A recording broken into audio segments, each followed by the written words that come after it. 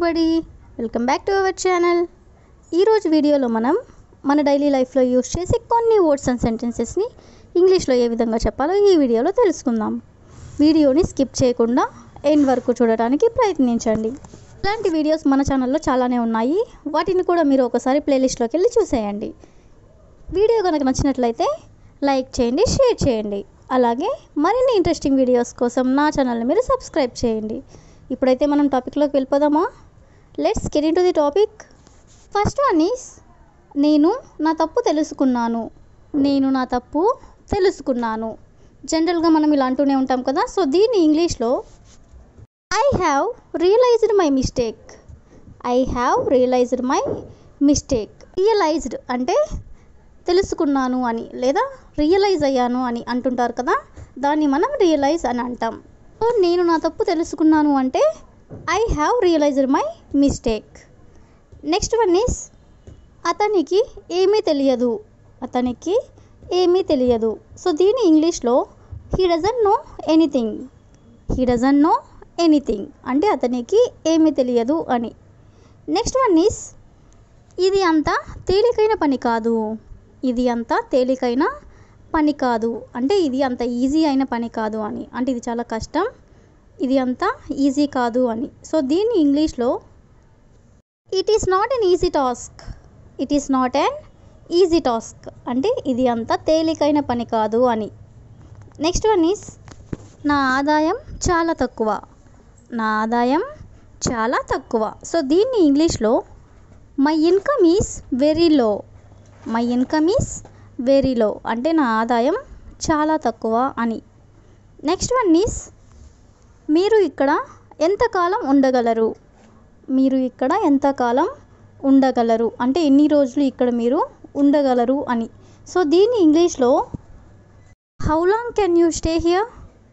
How long can you stay here అంటే మీరు ఇక్కడ ఎంతకాలం ఉండగలరు అని. నెక్స్ట్ వన్ ఈస్ నేను వాళ్ళని ఎలా నమ్మగలను. నేను వాళ్ళని ఎలా నమ్మగలను. జనరల్గా తెలియని వాళ్ళను అంత ఈజీగా నమ్మరు కదా. సో దీన్ని ఇంగ్లీష్లో how can I believe them. How can I believe them అంటే నేను వాళ్ళని ఎలా నమ్మగలను అని. నెక్స్ట్ వన్ ఈస్ వాళ్ళు ఈ పరిస్థితిని ఎలా పరిష్కరించగలరు. వాళ్ళు ఈ పరిస్థితిని ఎలా పరిష్కరించగలరు. సో దీన్ని ఇంగ్లీష్లో how can they solve this situation. How can they solve this situation అంటే ఈ పరిస్థితిని వాళ్ళు ఎలా పరిష్కరించగలరు అని. నెక్స్ట్ వన్ ఈస్ ఇది అనుకోకుండా జరిగింది. ఇది అనుకోకుండా జరిగింది ఇలా అంటూ ఉంటారు కదా. సో దీన్ని ఇంగ్లీష్లో it is happened unexpectedly. It is happened unexpectedly. Unexpectedly అంటే అనుకోకుండా అని. ఇది అనుకోకుండా జరిగింది అంటే it is happened unexpectedly. Next one is అలా జరగడానికి నేను ఒప్పుకోను. అలా జరగడానికి నేను ఒప్పుకోను. చాలా సందర్భాల్లో ఇలా అంటూ ఉంటారు కదా. సో దీన్ని ఇంగ్లీష్లో I don't agree that to happen. I don't agree that to happen అంటే అలా జరగడానికి నేను ఒప్పుకోను అని. నెక్స్ట్ వన్ ఈస్ నేను ఎవరి దగ్గర అప్పు తీసుకోను. నేను ఎవరి దగ్గర అప్పు తీసుకోను. సో దీన్ని ఇంగ్లీష్లో I don't borrow from anyone. I don't borrow from anyone అంటే ఎవరి దగ్గర నేను అప్పు తీసుకోను అని. బారో అంటే అప్పు తీసుకోవడం. ఎవరి దగ్గర అప్పు తీసుకోను అంటే I don't borrow from anyone. Next one is నువ్వు ఏ సమయానికి నిద్రలేస్తావు. నువ్వు ఏ సమయానికి నిద్రలేస్తావు అంటే నువ్వు ఏ టైంకి నిద్రలేస్తావు అని. సో దీన్ని ఇంగ్లీష్లో at what time do you wake up. At what time do you wake up అంటే నువ్వు ఏ సమయానికి నిద్రలేస్తావు అని. నెక్స్ట్ వన్ ఈస్ నీ కారుకి ఏమైంది. నీ కారుకి ఏమైంది అంటే కార్ ఏమైనా ట్రబుల్ ఇచ్చినప్పుడు ఇలా అడుగుతూ ఉంటారు కదా. సో దీని ఇంగ్లీష్లో what happen to your car. What happen to your car అంటే నీ కారుకి ఏమైంది అని. నెక్స్ట్ వన్ ఈస్ అతను ఎప్పుడు తిరిగి వస్తాడు. అతను ఎప్పుడు తిరిగి వస్తాడు. సో దీన్ని ఇంగ్లీష్లో when will he come back. When will he come back అంటే అతను ఎప్పుడు తిరిగి వస్తాడు అని.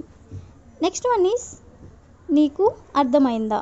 నీకు అర్థమైందా మనం ఇలా జనరల్గా అంటూ ఉంటాం కదా. సో దీన్ని ఇంగ్లీష్లో do you understand. Do you understand అంటే నీకు అర్థమైందా అని. నెక్స్ట్ వన్ ఈస్ నీ ఆఫీస్ ఎంత దూరంలో ఉంది. నీ ఆఫీస్ ఎంత దూరంలో ఉంది. ఎవరైనా ఆఫీస్కి వెళ్ళే వాళ్ళు ఉన్నట్లయితే ఇలా అడుగుతూ ఉంటారు కదా. సో దీన్ని ఇంగ్లీష్లో how far away is your office. How far away is your office అంటే నీ ఆఫీస్ ఎంత దూరంలో ఉంది అని. నెక్స్ట్ వన్ ఈస్ మీరు ఇక్కడ ఎన్నాళ్ళ నుంచి ఉంటున్నారు.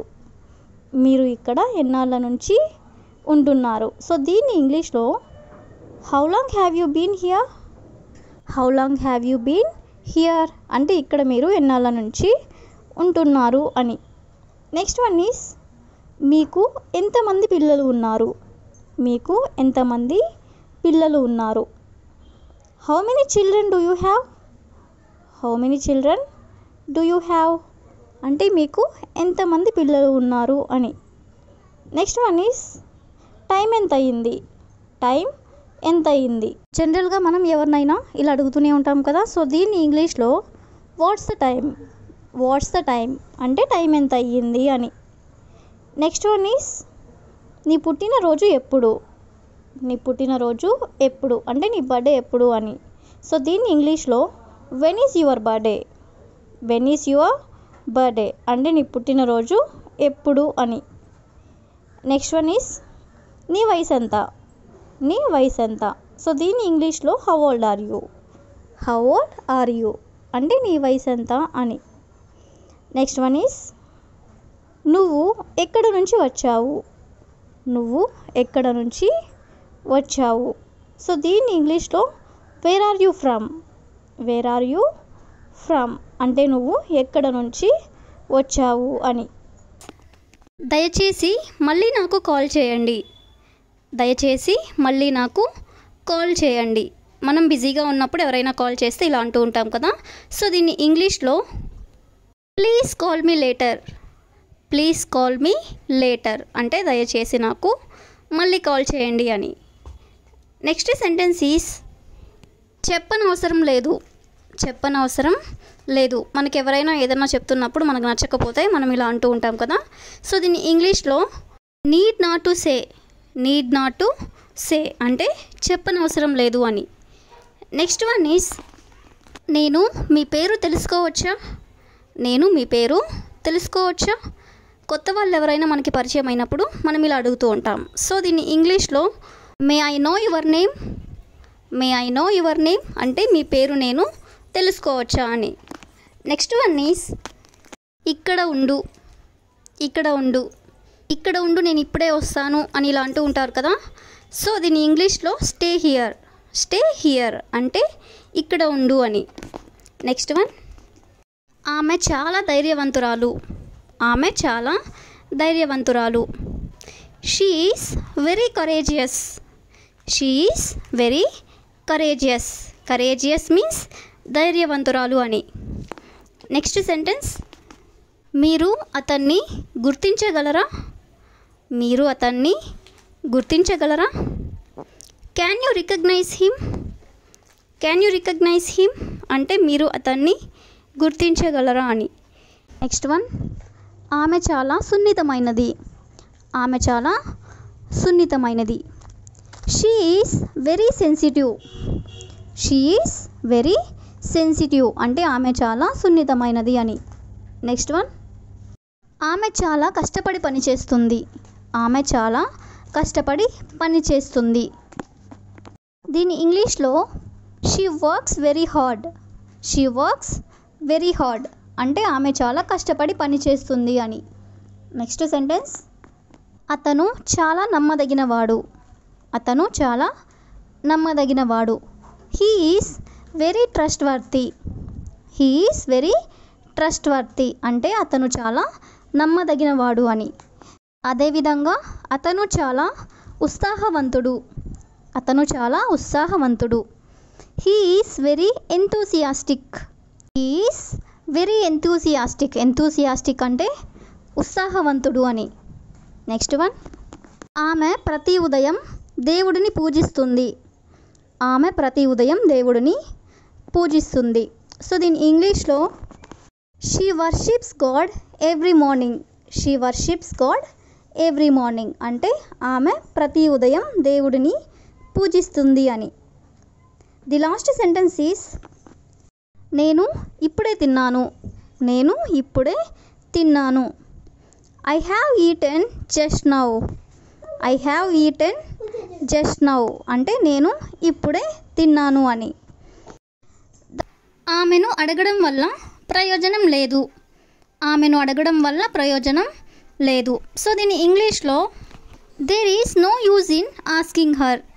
There is no use in asking her అంటే ఆమెను అడగడం వల్ల ప్రయోజనం ఏమీ లేదు అని. నెక్స్ట్ వన్, మన మీటింగ్ ఎన్ని గంటలకు? మన మీటింగ్ ఎన్ని గంటలకు? What time is our meeting? What time is our meeting అంటే మన మీటింగ్ ఎన్ని గంటలకు అని. నెక్స్ట్ వన్, ఈ గందరగోళానికి నన్ను క్షమించండి. ఈ గందరగోళానికి నన్ను క్షమించండి. ఎవరికైనా మనం ఈ విధంగా క్షమాపణ చెప్పాలనుకున్నప్పుడు సో దీని ఇంగ్లీష్లో I am sorry for the mess. I am sorry for the mess. Mess అంటే గందరగోళం అని. గందరగోళానికి నన్ను క్షమించండి అంటే I am sorry for the mess. Next sentence is ఈ సౌండ్ చాలా బాగుంది. ఈ సౌండ్ చాలా బాగుంది. మనకి ఏదైనా సౌండ్ నచ్చి ఇలా చెప్పాలనుకున్నప్పుడు దీని ఇంగ్లీష్లో that sounds great. That sounds great అంటే ఈ సౌండ్ చాలా బాగుంది అని. నెక్స్ట్ వన్, నన్ను క్షమించండి, ఇప్పుడు టైం ఎంత అయిందో మీకు తెలుసా? నన్ను క్షమించండి, ఇప్పుడు టైం ఎంత అయిందో మీకు తెలుసా? ఎవరినైనా మనం ఈ విధంగా టైం అడగాలనుకున్నప్పుడు సో దీన్ని మనం ఇంగ్లీష్లో excuse me, do you know what time it is? Excuse me, do you know what time it is అంటే నన్ను క్షమించండి, ఇప్పుడు టైం ఎంత అయిందో మీకు తెలుసా అని. నెక్స్ట్ వన్, జాగ్రత్తగా డ్రైవింగ్ చేయండి. జాగ్రత్తగా డ్రైవింగ్ చేయండి. Be careful driving. Be careful driving అంటే జాగ్రత్తగా డ్రైవింగ్ చేయండి అని. నెక్స్ట్ సెంటెన్స్ ఈస్ మీరు దీన్ని నా కోసం అనువదించగలరా? మీరు దీన్ని నా కోసం అనువదించగలరా? దీన్ని మనం ఇంగ్లీష్లో can you translate this for me? Can you translate this for me అంటే నా కోసం మీరు దీన్ని అనువదించగలరా అని. ట్రాన్స్లేట్ అంటే అనువదించడం.